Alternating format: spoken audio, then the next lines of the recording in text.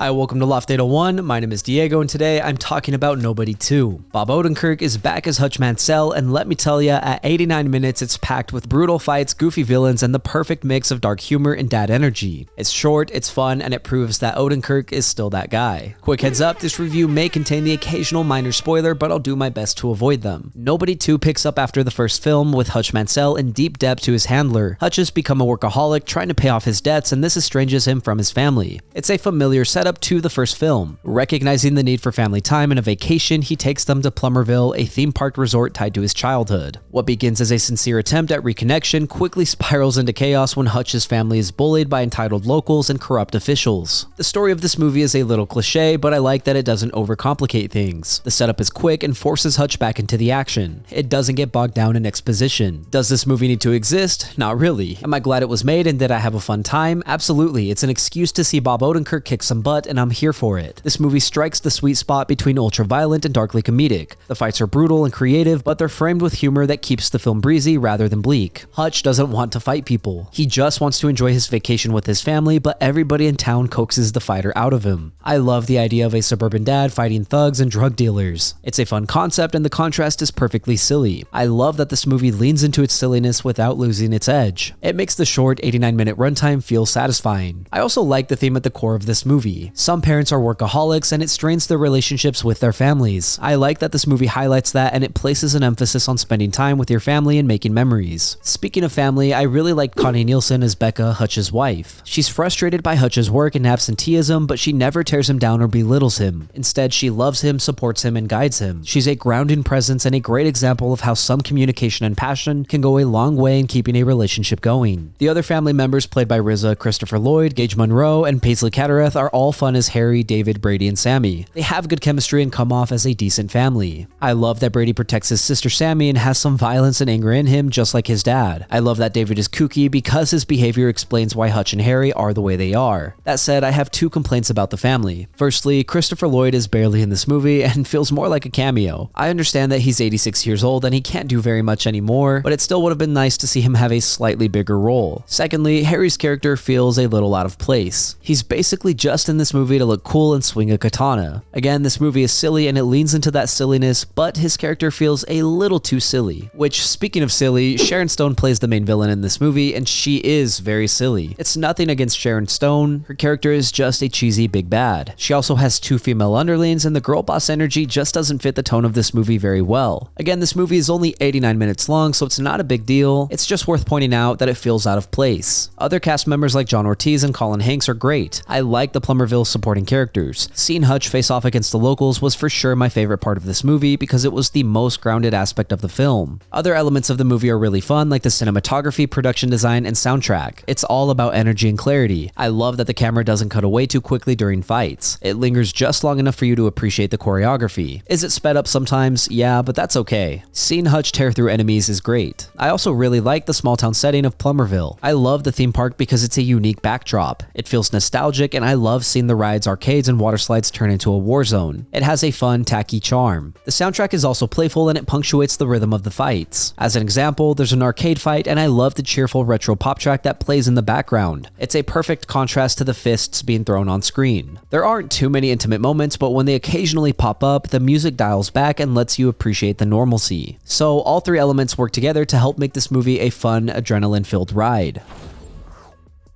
At the end of the day, Nobody 2 doesn't reinvent the wheel, but it doesn't need to. It's a lean, mean 89-minute burst of violent fun that knows exactly what it is. The story may feel familiar and the villain's a little goofy, but Bob Odenkirk continues to shine as Hutch, the action is creative and brutal, and the small-town theme park setting gives the sequel its own quirky identity. With a supportive family dynamic, playful cinematography, and a soundtrack that balances adrenaline and humor, the movie strikes the perfect mix of heart and chaos. It's a flawed but wildly entertaining ride that I would happily rewatch for its quick punches of action and dark comedy. If they ever make a 3rd film, my butt will be at the theaters. Thank you for listening to my review of Nobody 2. If you enjoyed the content, leave a like and hit subscribe. If you did not enjoy the content, then I'm gonna punch you. As always, I would love to read what you have to say, so leave a comment and let me know what you're thinking. Also, if there's something you'd like to see reviewed, don't forget to let me know and I will do my best to get to it. Lastly, if you want to see some more from me, then you can check out my vlogs linked up above or my podcast Good Friends. Again, thank you for watching. My name is Diego and I will see you next time.